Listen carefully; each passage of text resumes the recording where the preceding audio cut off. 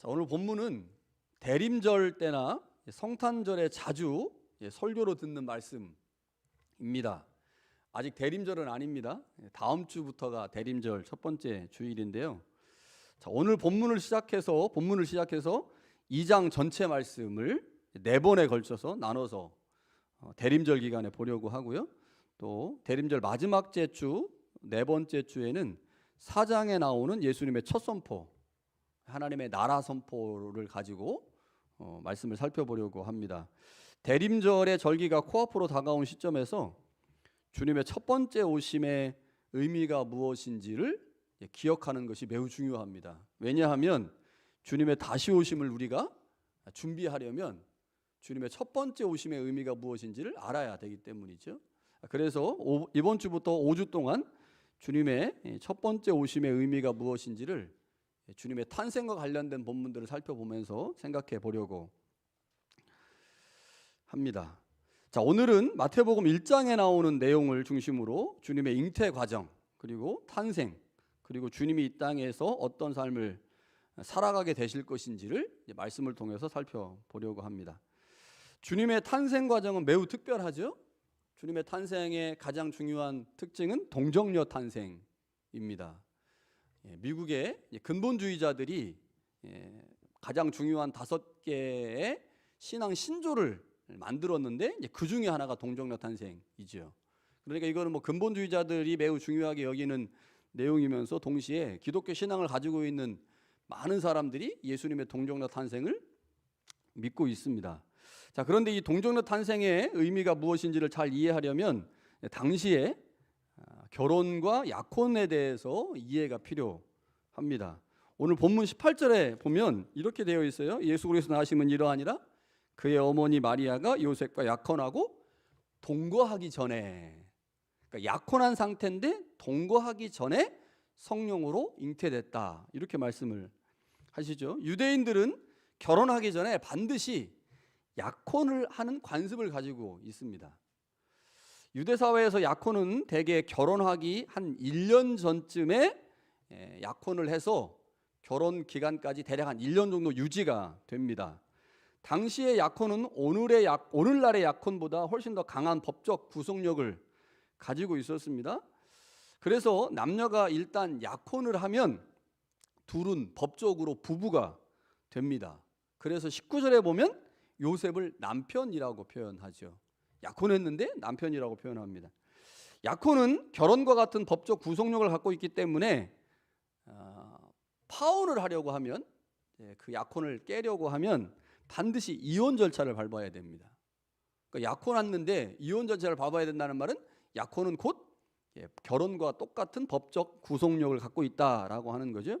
그런데 결혼과 약혼의 가장 큰 차이점은 법적 구속력을 갖고 있어서 이혼 절차를 밟아야 되지만 약혼은 결혼이 아니기 때문에 동거할 수가 없습니다. 그래서 오늘 본문에도 동거하기 전에 이렇게 표현을 하고 있는 거죠. 만약 약혼 기간 중에 여자가 부정한 것으로 드러나면, 다시 말하면 오늘처럼 마리아가 임신을 한 거예요. 약혼 기간 중에 동거할 수 없는데, 그렇게 되면 구약 시대에는 돌로 쳐서 죽였습니다.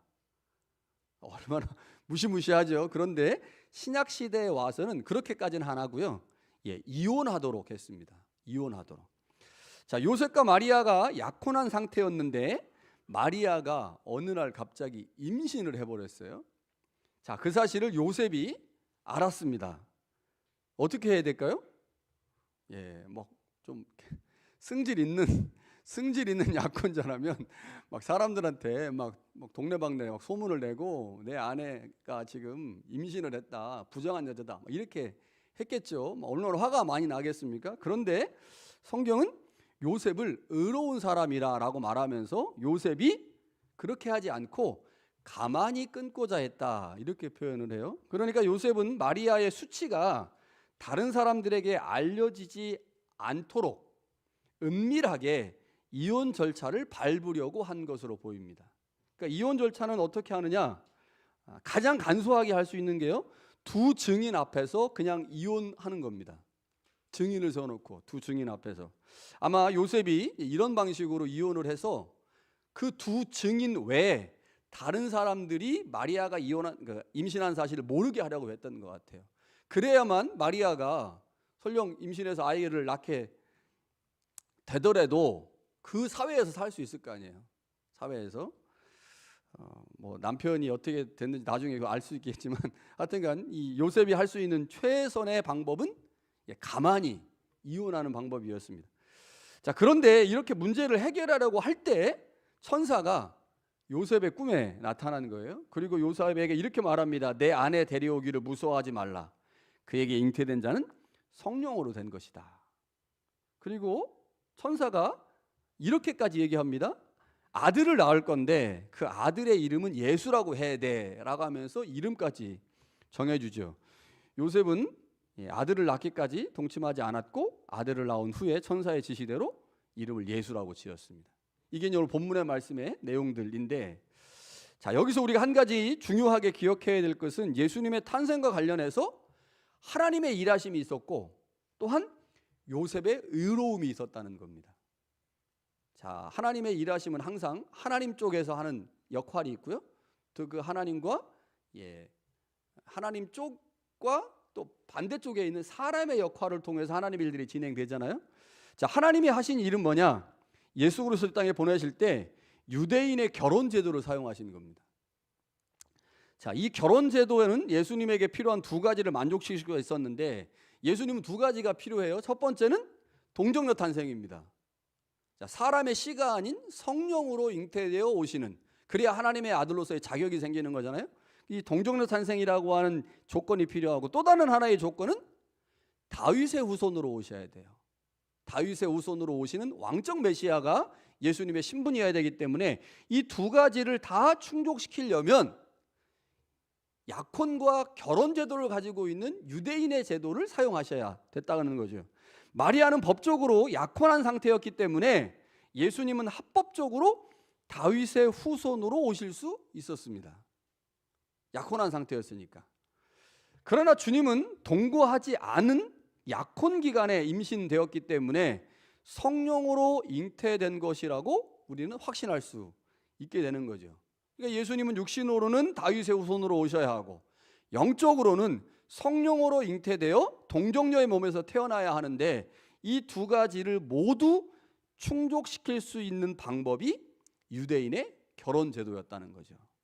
그러니까 하나님께서 이 방법을 통해서 예수님을 세상에 한편으로는 다윗의 후손으로, 다른 한편으로는 동정녀 탄생으로 이 땅에 보내신 거죠. 이게 하나님의 일하심입니다. 자, 이런 하나님의 일하심에 결정적 역할을 한 사람이 바로 요셉입니다. 자, 하나님은 의롭고 신중한 요셉을 통해 이 땅에 구원자를 보내셨습니다. 요셉이 자신과 약혼한 마리아가 잉태했다는 소식을 들었죠. 그 소식을 듣고 얼마나 충격을 받았겠어요? 말은 안 했지만 굉장히 충격을 받았을 겁니다. 그런데 그 말을 듣고 요셉은 매우 현명하고 조용하게 일을 처리하라고 했다는 거죠. 19절과 20절을 세 번역은 이렇게 번역을 했어요. 마리아의 남편 요셉은 의로운 사람이라서 약혼자에게 부끄러움을 주지 않으려고 가만히 이혼하려 하였다. 요셉이 이렇게 생각하고 있는데 주님의 천사가 꿈에 그에게 나타났다. 이렇게 번역을 했습니다. 굉장히 좀 우리가 잘 이해할 수 있게 번역을 한 거죠. 약혼자에게 부끄러움을 주지 않으려고 가만히 이혼하려 했다. 자, 요셉은 의로운 사람입니다. 의로운 사람이었기 때문에 신중하고 현명하게 판단해서 행동을 하려고 했던 거죠. 하나님은 이 의로움을 사용하셨습니다. 여러분, 여기서 의롭다라고 말의 기본적인 의미는 율법을 잘 지킨다입니다. 자, 우리가 하나님 앞에서 의롭다라는 말은 하나님의 말씀에 순종하고 말씀을 잘 지킨다라는 의미예요. 그런데 이걸 조금 풀어 설명하면 율법을 잘 지킨다라고 하는 말은 하나님과의 언약 관계 안에서 충실하다라는 의미입니다. 그러니까 율법이라는 게 하나님과 그의 백성 사이의 언약이잖아요. 그래서 그 언약의 말씀인 율법을 잘 지킨다는 것은 내가 지금 하나님과의 언약 관계 안에 있다. 우리로 말하면 신앙생활 잘한다, 이런 말인 거죠. 자, 요셉은 율법을 잘 지킴으로 하나님과의 언약 관계 안에 충실하게 거했던 사람입니다. 자, 그런데 오늘 본문은 요셉이 율법을 잘 지킴으로 하나님과의 언약 관계 안에 있다라는 말의 의미가 무엇인지를 구체적으로 보여주고 있어요. 자, 이 아내가 약혼 기간에 임신을 했어요. 그 소식을 들었어요. 그런데 그것을 요셉이 가만히 끊고자 했어요. 자, 여기에서 요셉의 의로움, 다시 말하면 요셉이 어떻게 율법을 잘 지키고 있는지, 어떻게 하나님과의 언약 관계 안에 잘 머물고 있는지를 이 사건이 보여준다는 겁니다. 무엇을 의미할까요? 자, 요셉은 자신을 율법을 지키는 자로 이해했지 율법으로 누군가를 판단하는 사람으로 이해하지 않았다는 겁니다. 여러분, 이게 율법 잘 지키는 거예요. 하나님과의 언약 관계 안에 머무르는 겁니다. 내가 하나님과의 언약 관계 안에 머문다, 하나님이 주신 율법을 잘 지킨다는 말은 나는 율법을 지키는 사람이에요. 율법으로 누군가를 판단하는 사람이 아니고. 그런데 신앙생활하는 사람들 중에 이런 사람들이 굉장히 많잖아요. 하나님이 주신 말씀을 내가 받았다면 내가 그 말씀을 지키는 것으로 끝나야 되는데 그렇지 않고 그 말씀을 주신 하나님처럼 그 말씀으로 누군가를 판단하려고 하거든요. 이건 의로운 게 아닙니다. 이런 사람들이 교회 안에 많으면요, 교회는 굉장히 힘들어져요. 다 판단자가 되니까. 율법은 지키라고 주셨는데, 하나님의 말씀은 지키라고 주셨는데 그렇지 않고 그 말씀으로 누군가를 판단하게 되면 교회가 시끄러워지잖아요. 자, 요셉이 어떤 사람이냐? 자신을 율법을 지키는 자로 이해했다는 겁니다. 율법으로 누군가를 판단하는 사람을 이해하지 않았어요. 누군가를 판단할 수 있는 분은 오직 율법을 주신 하나님입니다. 요셉은 자신을 결코 하나님의 자리에 올려놓지 않은 거죠. 그래서 아내의 부정한 소식을 듣고 나서도 요셉은 절대적으로 뭘 안 한 겁니까? 아내를 판단하는 일을 하지 않은 거예요. 그 누가 판단하시는 거예요? 하나님이 판단하시는 거죠. 하나님이 판단하셔서 하나님이 어떻게 하시든 그거는 하나님의 몫이고, 내가 해야 될 일은 율법을 지키는 일이다. 하나님이 판단하실 것이다라고 하나님께 모든 것을 맡긴 거죠. 이게 요셉의 의로움입니다. 하나님이 이 의로움을 사용하신 거예요. 율법을 잘 지키는 요셉, 하나님과의 언약 관계에 머물고 있었던 그 요셉의 의로움을 통해 예수 그리스도가 이 땅에 오시는데 문제가 안 생겼다는 거죠. 그러니까 예수 그리스도 이 땅에 오실 때 한편으로는 하나님의 일하심이 있었습니다. 하나님은 유대인의 결혼 제도를 사용하여 예수 그리스도를 다윗의 후손과 동정녀 탄생이라고 하는 두 가지를 만족시킴으로 이 땅에 보내셨죠. 이게 하나님의 계획이었어요. 그런데 그 하나님의 계획을 이 땅에 실현한 존재가 누굽니까? 요셉입니다. 근데 요셉은 어떤 사람이었어요? 의로운 사람이었습니다. 하나님의 말씀을 지키는 사람이었어요. 하나님의 말씀으로 누군가를 판단하는 판단자가 아니라 하나님의 말씀을 지키는 신실한 사람이었다고 하는 거죠. 이렇게 하나님의 일하심과 요셉의 신실함과 의로움을 통해 이 땅에 주님이 오시게 됐죠. 자, 그런데 이 땅에 오신 그 주님이 두 개의 이름을 가지고 오셨습니다. 자, 여기서부터가 재미있는 얘기예요. 조금 어려울 수 있지만 잘 들어보시면, 자, 하나는 예수란 이름이고 또 다른 하나는 임마누엘이라고 하는 이름입니다. 오늘 본문에 보면 아들을 낳으리니 그 이름을 예수라 하라 이렇게 말씀을 하셨죠. 자, 21절에 그렇게 말씀하셨고 25절에 요셉은 천사의 말을 따라 아들을 낳고 그 이름을 예수라고 지었습니다. 예전에도 말씀드렸는데 예수란 이름의 정확한 뜻은 여호와는 구원이시다 라는 뜻입니다. 여호와는 구원이시다. 이거 헷갈리시면 안 돼요. 그냥 구원 아닙니다. 여호와는 구원이시다. 자, 예수라는 말은 헬라어잖아요. 이 헬라어를 히브리어로 바꾸면 뭐가 될까요? 여호수아가 됩니다. 그래서 구약의 모세의 시종이었던 여호수아라는 이름하고 예수라는 이름은 같은 이름입니다. 하나는 헬라어고 하나는 히브리어죠. 여호수아라는 이름은 구원을 뜻하는 호세아라는 이름하고 하나님의 이름인 여호와가 합쳐진 이름입니다. 그래서 정탐을 가기 전에 호세아라고 하는 사람에게 모세가 새로운 이름을 지어주죠. 여호와께서 너를 구원하신다. 여호와께서 구원이시다라는 말을 이제 그에게 해주면서 호세아라는 이름에다가 여호와라는 이름을 섞어버리니까 그렇게 나온 이름이 여호수아입니다. 자, 하나님의 아들이 예수란 이름으로 이 땅에 오신 이유는 자기 백성을 그들의 죄에서 구원하기 위함입니다. 자, 그런데 이것을 마태복음 전체로 확장해 보면 하나님의 아들인 예수가 하나님 나라 사역을 하셨거든요. 그런데 그 하나님 나라 사역의 핵심이 뭐냐? 하나님께서 그의 백성을 돌보시고 구원하신다 하였어요. 그러니까 아들은 하나님이 자신에게 주신 이름을 가지고 하나님이 어떤 분이신지를 드러낸 겁니다. 그래서 예수 그리스도가 행하시는 말씀 사역, 예수가 행하시는 치유 사역, 예수가 행하시는 모든 사역을 통해서 이스라엘 백성들은 하나님께서 우리를 버리지 않으시고 여전히 사랑하심으로 구원하시는구나라는 사실을 알게 됐습니다. 그래서 예수 그리스도는 자신의 사역을 통해 자신의 이름이 여호와는 구원이시다인데 그 여호와는 구원이시다라는 것을 그의 사역의 현장에서 드러내신 거죠. 그러니까 예수님은 자신의 이름대로 사셨어요. 이름대로. 그래서 우리도 예전에 이제 이름이 중요하니까 이름을 잘 지어야 되잖아요. 근데 저는 이름이 운장입니다. 운장. 구름 문자의 긴장자예요. 구름 문자의 긴장자. 구름이 길다. 이게 뭘까요? 제가 예전에 그래서 아버지한테 물어보진 않았는데 우리 아버지는 도대체 무슨 생각으로 구름이 길다 이렇게 졌을까? 그래서 제가 이제 구름이 길잖아요. 구름이 여러분 구름이 길면 뭘까요? 장마예요. 장마. 장마. 근데 제가 이거를 성서에서 해석을 했어요. 하나님께서 이스라엘 백성들을 구름 기둥과 불 기둥으로 인도하셨는데 거기서 말하는 그 구름 기둥이 나구나. 그렇구나. 그래서 제가 이제 아버지는 그런 생각으로 저주지 않았겠지만 제가 구름 기둥에 나는 하나님의 임재가 있는 구름 기둥이다. 그래서 제가 사역하는 교회에 하나님의 임재가 있습니다. 할렐루야. 이름대로 사니까. 이름대로 사니까. 저도 이름대로 여러분들 다 이름대로 사시는 거예요.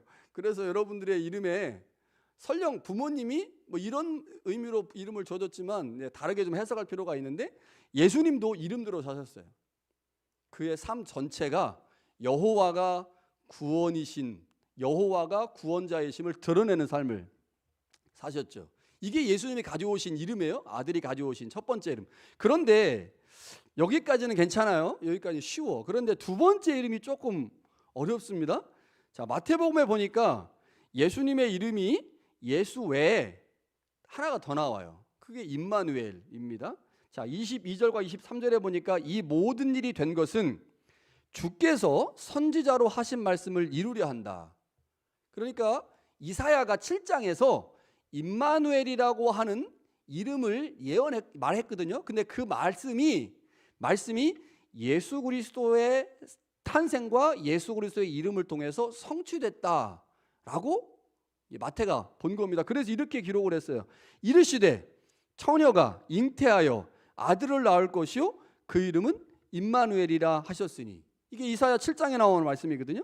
처녀가 잉태하여 아들을 낳을 것이요 그 이름을 임마누엘이라 하리라 하셨으니 이를 번역한즉 하나님이 우리와 함께 계시다. 그러니까 예수 그리스도가 이 땅에 오심으로 예수 그리스도의 이름이 구약 이사야 7장에 예언한 임마누엘의 성취다 이렇게 해석을 한 겁니다. 자, 마태복음에는요 10개 이상의 성취 인용구가 나오는데 그 첫 번째 말씀이 요 임마누엘 말씀이에요. 자, 그런데 여기서 약간 이상한 점이 있어요. 주님의 이름이 임마누엘의 성취라고 한다면 주님의 이름이 예수가 아니고 뭐가 돼야 돼요? 임마누엘이 돼야 되잖아요. 그러니까 말이 안 되는 얘기를 지금 하고 있는 겁니다. 아들을 낳으리니 그 이름을 예수라 하라. 그래서 예수라고 지었어요. 그런데 말씀하기를 예수라고 하는 이름은 이사야 7장에 예언한 아들을 낳으리니 이름을 임마누엘이라 하리라. 그것을 성취한 게 바로 예수란 이름이다. 뭐 주님께서 말씀하시니까 할렐루야 아멘 믿어야 되는데 우리 이제 머리가 있잖아요. 우리 머리가 있으니까 조금 이상해요. 아니 마태가 왜 도대체 이름도 다르고 아들의 이름은 예수인데 분명히 구약 성경에는 임마누엘이라는 데 있으니까 임마누엘과 예수란 이름이 다르잖아요. 뜻도 달라요. 임마누엘의 뜻은 뭐예요? 하나님께서 우리와 함께 계시다라는 뜻이고 예수란 이름의 뜻은요 여호와가 구원이시다라는 뜻이니까 아니 이름도 다르고 뜻도 다른데 어떻게 예수란 이름이 임마누엘이라고 하는 이름의 성취가 될 수 있을까? 도대체 마태는 어떤 생각을 가지고 무슨 의도를 가지고 이렇게 기록을 했을까를 한번 생각해 봐야 되죠. 그래서 이것을 이해하려면 마태복음 전체를 한번 살펴봐야 돼요.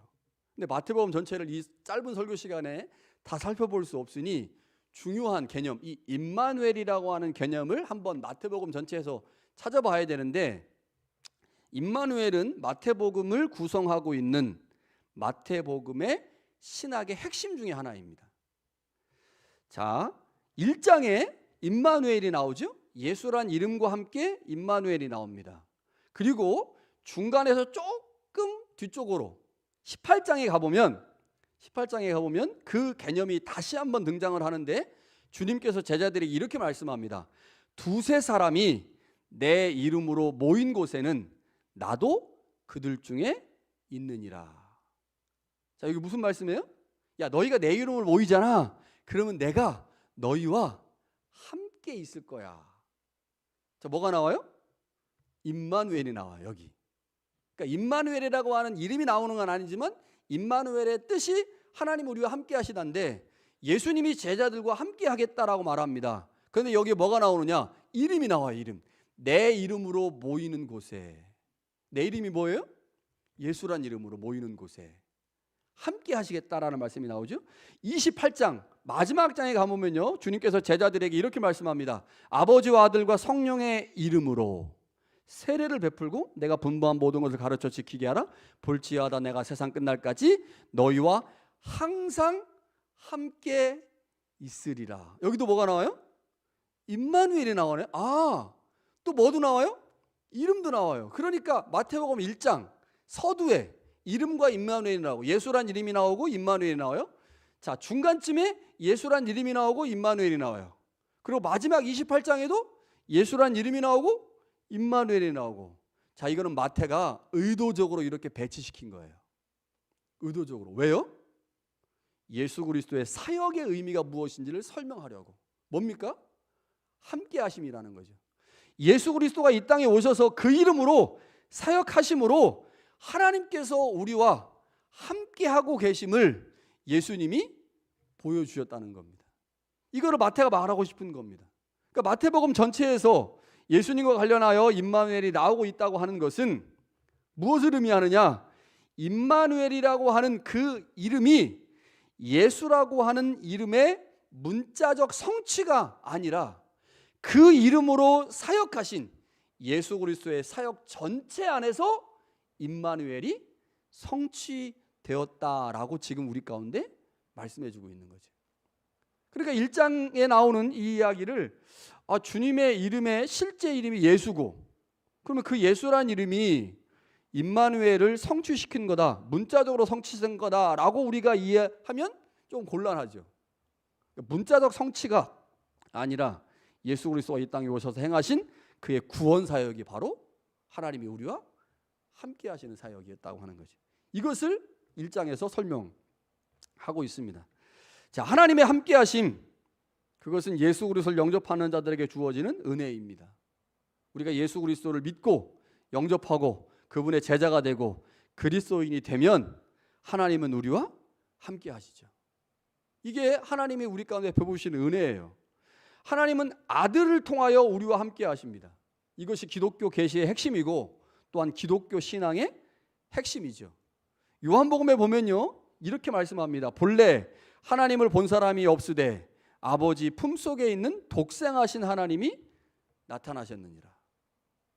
그러니까 예수 그리스도가 하나님 품속에서 우리 가운데 나타나셔서 하나님이 어떤 분이신지를 보여주신 거예요. 그래서 하나님을 알려면 누구를 알아야 돼요? 예수 그리스도를 알아야 돼요. 하나님께서 우리와 어떻게 함께 하십니까?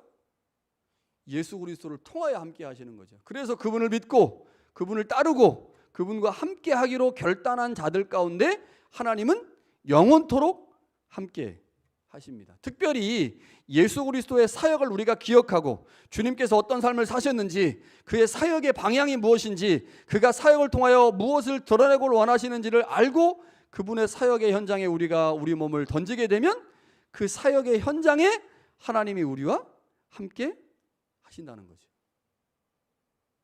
이게 하나님이 우리와 함께 하시는 방법이에요. 그런데 임마누엘이 모두에게 은혜는 아닙니다.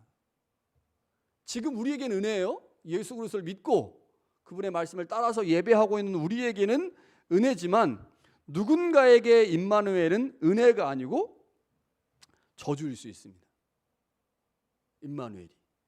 왜 그럴까요? 하나님은 오직 그 이름을 믿고 고백하고 그 이름으로 사역하신 주님을 받아들인 자들에게만 함께 하시기 때문입니다. 반대로 말하면 뭡니까? 예수를 거부하고 배척하고 예수와 함께 있기를 싫어하는 자들에게 하나님은 절대로 함께하지 않으십니다. 하나님의 함께하지 않으심이 뭐예요? 그게 심판입니다. 여러분, 지옥이 어떤 곳일까요? 막 불구덩이가 막 있고 막 구더기도 타서 죽지 않은, 제가 예전에 성서대학에서 말씀드렸는데 여러분, 구더기가 지옥에 있어요. 그럼 천국에 있을까 없을까요? 구더기가? 지옥에 구더기가 있어요. 여러분, 지옥은 누가 가는 곳입니까? 예수 안 믿는 사람들이 가는 곳이잖아요. 근데 구더기가 지옥에 있다는 말은 구더기가 예수를 안 믿었다는 얘기죠. 이해가 되십니까? 구더기가 예수를 안 믿었어. 그러니까 예수 믿은 구더기가 있고 예수 안 믿은 구더기가 있는 거예요. 예수 안 믿은 구더기가 지옥에 가서 우리를 막 예. 그러니까 그거는 조금 우리가 지옥을 잘못 이해하고 있을 수 있어요. 아니, 분명히 동물들은 각혼이기 때문에 죽으면서 혼이 사라지고, 그래서 영혼이 존재하지 않는 동물들은 결코 천국이나 지옥에 갈 수 없잖아요. 영혼이 존재하지 않으니까. 근데 구더기가 지옥에 있다는 말은 구더기 안에 영혼이 있었는가, 이런 생각을 할 수가 있죠. 이상하다. 그럼 내가 지금까지 알고 있었던 기독교 모든 교리는 어떻게 되는 거지? 그러면서 멘붕에 빠질 수가 있어요. 구더기가 지옥에 있다는. 그럼 구더기가 지옥에 있으면 천국에 있는 구더기도 있는가? 이렇게 생각하면 굉장히 복잡해져요. 그거를 말하려고 하는 건 아니니까. 자, 어찌됐든 간에 지옥이 어떤 곳이냐? 구더기가 있고 유황불이 있고 타는 뜨거운 불이 있어요. 이 지옥이 성경에서는 하나님의 존재가 없는, 하나님의 함께 하시짐이 없는 곳이 바로 지옥입니다. 여러분, 우리가 이 땅을 살면서 지옥과 같은 삶을 살 때가 있잖아요. 어떤 때예요? 하나님이 나를 버리신 것처럼 느껴질 때, 하나님이 나와 함께 하시지 않는다고 느껴질 때, 아무도 나를 돕지 않고 혼자 이 땅을 살아가고 있다고 느껴질 때, 그때가 지옥 아닙니까? 임마누엘이 우리에겐 은혜이지만 임마누엘이 또 어떤 사람에게는 심판일 수 있는 거죠. 하나님은 예수 그리스도를 거부하고 배척하는 자들과 함께하지 않습니다. 설령 그들이 아브라함의 자손들로 유대인이라고 주장할지라도, 하나님의 선택을 받은 선민이라 할지라도 하나님은 예수 그리스도를 거부하는 자들과는 함께하지 않습니다. 하나님이 어떤 자들과 함께하시느냐? 예수 그리스도, 그분이 행하신 구원의 사역을 기억하고 그 구원의 사역에 내 몸을 맡기고 헌신하고 던진 사람과 함께 하신다는 거죠. 어떤 사람에게 하나님이 많이 함께 하실 수 있고요, 어떤 사람에게는 그냥 1년에 한 번 카톡 해주는 정도로 함께 할 수도 있습니다. 한 번, 1년에 카톡 한 번 정도, 그냥 안부 묻는 정도. 여러분, 어떤 삶을 살길 원하십니까? 하나님이 매일매일 우리의 삶에 동행하시고 함께 하심으로, 그래서 하나님의 불꽃 같은 눈동자로 돌보심을 받는 삶을 살길 원하십니까? 아니면 하나님이 1년에 한 번 정도 나한테 카톡 해주는 정도로 나는 만족할래, 그 정도 함께 해도 나는 땡큐니까, 어떤 삶을 사시겠습니까? 여러분, 우리가 이 땅을 살면서 하나님이 우리와 함께 하시는 방법을 기억하는 것이 매우 중요합니다. 온 세상을 창조하시고 아들을 보내 우리를 구원하신 하나님이, 우리의 하나님이 되게 하시는 방법은 그가 보내신 아들을 영접하고 믿고 따르는 거죠. 주님을 영접하고 믿고 따르는 것은 주님의 말씀을 마음에 새기고 믿고 그 말씀에 순종하는 것입니다. 그것은 언제나 주님께서 우리에게 보여주신 삶을 기억할 때 시작될 수 있습니다. 우리가 이 대림절의 절기를 이제 시작하면서, 대림절의 절기가 코앞에 놓여 있는 이 시점에서 우리가 이 연말을 어떻게 보내야 되는가, 주님이 도대체 우리에게 어떤 삶을 보여주셨는가, 어떻게 우리에게 지금 살아가야 한다고 말씀하시는가, 이걸 기억하는 게 굉장히 중요합니다. 그 삶을 기억하고 주님이 우리에게 보여주신 삶을 내가 하나씩 실천하고 내 삶으로 만들어 갈 때, 그 삶의 현장에 천지를 창조하시고 나를 살리신 하나님이 함께 하십니다. 여러분, 이게 신앙생활이죠. 하나님의 함께 하심을 기대하고 경험하는 것. 여러분, 대림절의 절기가 곧 시작됩니다. 그런데 이 대림절은요, 교회력으로 우리는 이제 1월 1일이 새해잖아요. 1월 1일 첫 번째 주를 이제 신년 예배라고 드리는데, 교회력으로 하면 대림절이 새해입니다. 그러니까 다음 주가 대림절 첫 번째 주잖아요. 그러니까 12월 3일이 교회력으로 하면 새해예요. 오늘은 어떤 날일까요? 오늘은 마지막 날, 마지막 주일인 거예요. 마지막. 교회력으로 하면.